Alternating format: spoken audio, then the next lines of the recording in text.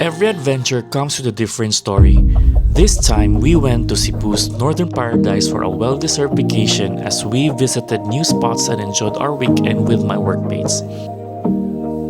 This is Bantayan.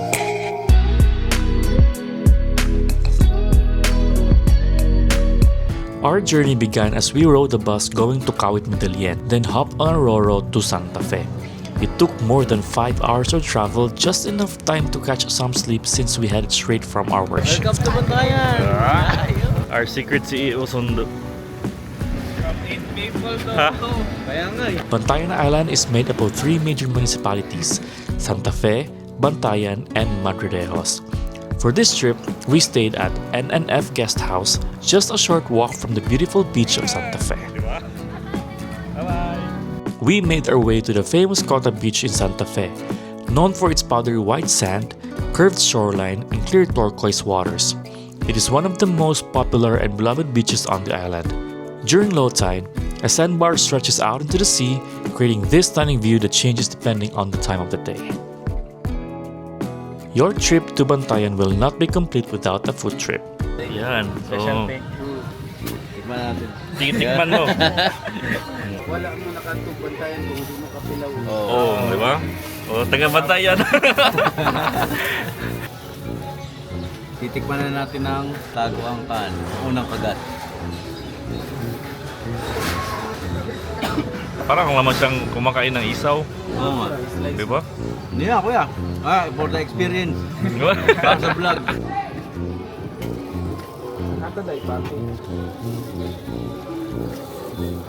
Anong huling hatol? Approve ka. Sug. So, what's your best seller here? Yung ko ano? Cheeseburger. Yes, sir. Yung ano?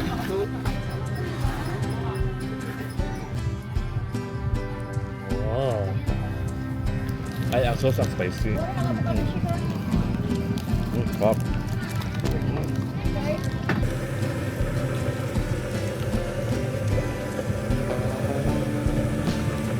On our second day in Bantayan, we were lucky to hitch into Sham's family trip to visit the famous spots in the island. Hey guys, we're here at the ruins in Bantayan. One of the most well-known stops here is the ruins. Originally, the structure was built by a German national who had a lease on the land, but was later abandoned and eventually battered by the Typhoon Yolanda in 2013. Today, it stands as a graffiti-covered cliffside landmark overlooking the sea. But more than just a photo spot, it also serves as a popular cliff jumping area at high tide. It has a raw, edgy vibe that somehow works perfectly against the backdrop of the open water.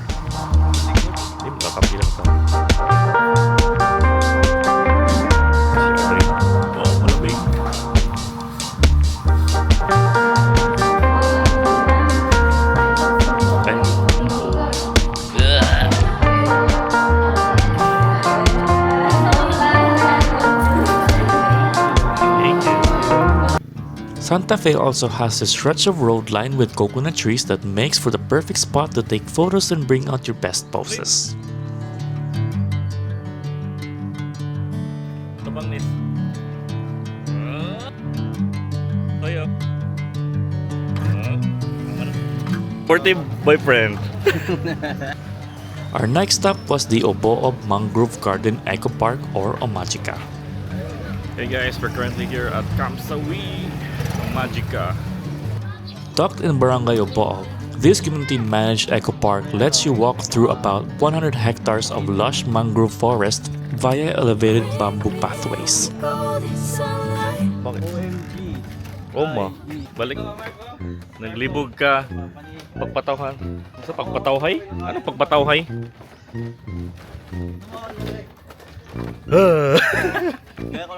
Nestor to! Nestor to! Ang cute-cute ng turtle. Happy birthday! Along the trail, you will find rest areas and iconic photo spots including the famous Camp Sawi sign from the Filipino film shot here. It is a peaceful and refreshing break from the beach and a great reminder of why places like this are worth protecting. 1, 2, 3. Tabang. Ha? Yan. Sayaw ka. Hawak mo ang beat. Hawak mo ang gabi.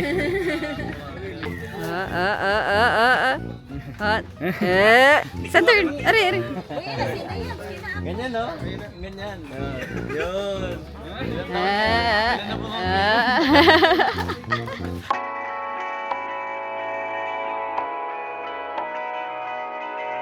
Darling down the highway, doing 95 alone.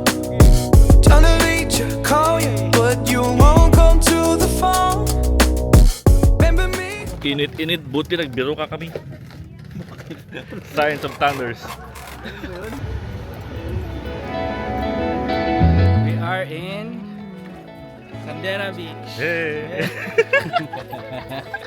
Let's go, maganda daw dito guys. In Bisaya, nindot daw dire. In English, it's nice over here. It's nice. Honestly, this was actually my first time visiting Sandira Beach, even though I have been to Bantayan a couple of times already.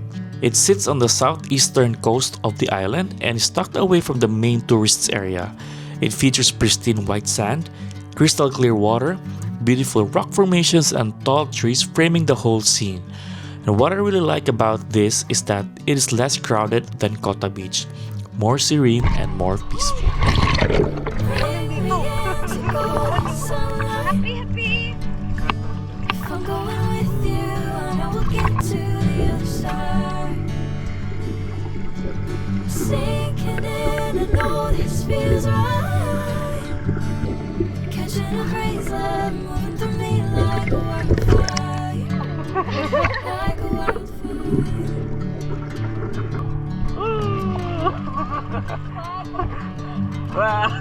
Nalumos.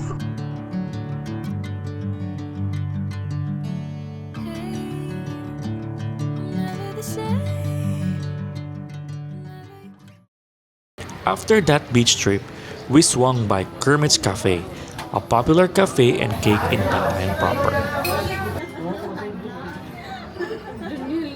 Pose. Nakaputi ko ngayon. Pose. Pose. Sarap. Sarap. Ibong na lang ko ba Tented. Tente. Dapat kasi Tented. naman yun. Hello everybody. Everybody. We're here at Kota Park in Madridejos, Bantayan. Dito yung best spot for sunset here in Bantayan Island. Pero it's still 4 o'clock so we don't know. We also made a stop at Kota Park in Madridejos, the northernmost tip of Bantayan Island. Originally built in the 1880s as a Spanish fort to protect locals from Moro pirates, the site later became a public cemetery before being converted into a park. Today, it stands as one of the island's quiet historical gems. Inside the park is a 187-meter concrete footbridge called the Bontay Baywalk, which connects to a floating balcony where you can look down and spot different sea creatures below. The park offers a sweeping view of the Visayan Sea, and the sunset from here is something else.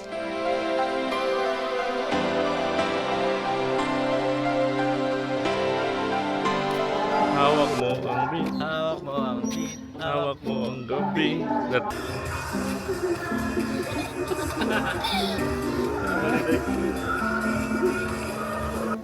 Dali.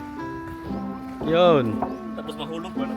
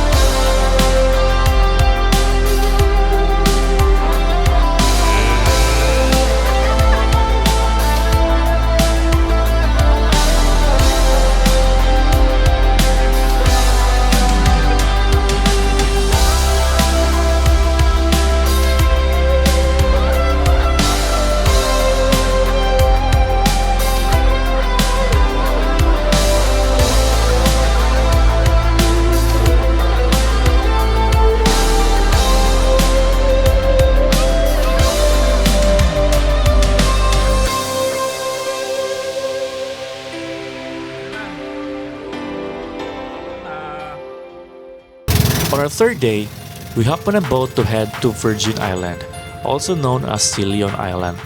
This privately owned island sits about 30 minutes by pump boat from Kota Beach. It boasts some of the most powdery white sand and clearest water you will find in the entire area.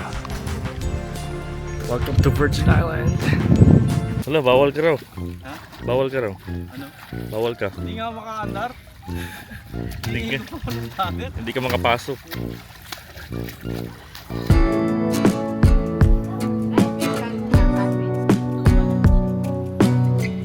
Hi guys, we're currently here at Virgin Island, here at Bantayan. What's your first impression with Bantayan? Very nice. It's really good in here. Paano See, to, see you guys.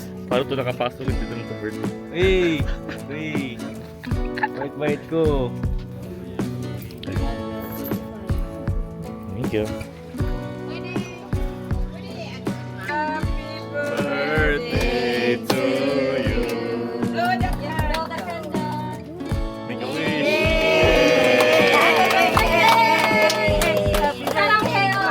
How old are you?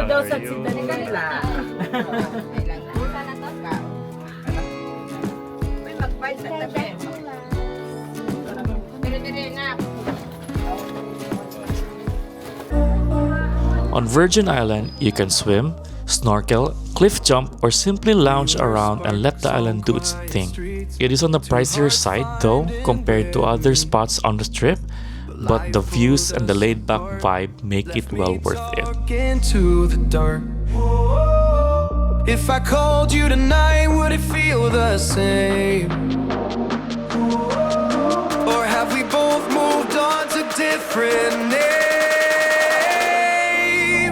Take me back to the start, before the quiet and the scars. When the world felt small and your hands felt warm. Take me back to the start, if only for a moment. I've been up since 3, scrolling back what we used to be. Half truths in this late night chat, both of us knowing what a lie that. Funny how we talk like we're fine. We're here at Virgin Island para mag-cliff jumping. Let's go. Dapat si Mark kasi hindi siya marunong mag ano daw? Hindi ako takot. Hindi siya Lang. siya marunong mag ano, hindi siya nga. Hindi na marunong mag-ano. Ano? Magkuhan. Anong kuan? Ay, ano? Kuhan, oy. Kuan oy. 4 yan, sir. Pero hindi nila natapos yung apat. Mas bawal ka pumunta doon. See, let's go guys. Take me back to the start, before the quiet and the scars. When the world felt small and your hands felt warm. Take me back to the start, if only for a moment. If only for a moment. If only for a moment. Take me back to the start, before the quiet and the scars. When the world felt small and your hands felt warm. Before heading home, we stop at a few more spots in Hilantagaan Island, which sits just near Virgin Island. We visited a snorkeling area rich in corals and thriving marine life, the kind of spot that reminds you just how beautiful the underwater world around these islands really is. Just fall in love. I know the DJ and I love this song. Me and you and the night feel so young. Every single moment has led up to this one. What do you think of Virgin Island? Virgin. About you? Very virgin. Very nice. Pwede ka ba doon sa Virgin Island? Noong una, hindi ako pinapapasok. Pero pinayagan din ako. Pinayagan ka? Oo. Hindi ko Bakit? alam kung Exception ba na the virgin undo.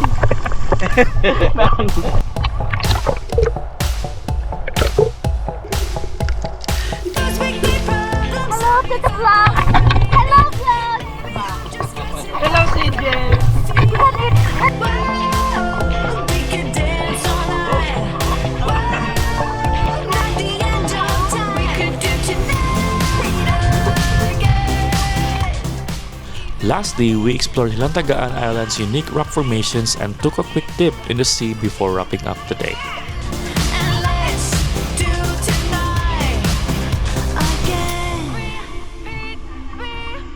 The day ended with a beautiful sunset and memories worth keeping. This adventure was a perfect mix of thrill and relaxation, because sometimes the best thing you can do for yourself is to step away from the grind, breathe in some fresh sea air, and be reminded that life is not just about deadlines and deliverables. It is also about the moments you share with the people beside you, the ones you grind with every day. Those shared experiences, the laughter, the tired but happy faces at the end of the trip, that is what makes the hard work worth it. Sometimes you just need good company, an open road, and an island waiting at the end of it. Special shout out kay Nestor, Sham, and family no. Sobrang warm welcome dito sa Bantayan. The Bantayan trip was amazing. Thank you so much and happy birthday. If you want a nice accommodation with a premier location here at Santa Fe, dulo dyan kayo siya sa beach guys. Like, pilara siya ka steps and then dulo rapod kayo siya sa center, no? So, it's very easy to find where to eat, where to drink, and mga coffee shops. So, make sure to book your next stays here at NNJ Guest House. Link on the description box. See you. Thank you guys. Bye.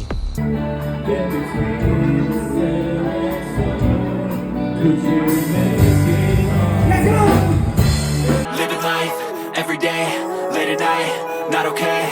All I want, and I pray, all I need are some better days. Fuck me, I'm looking in the mirror, so foggy.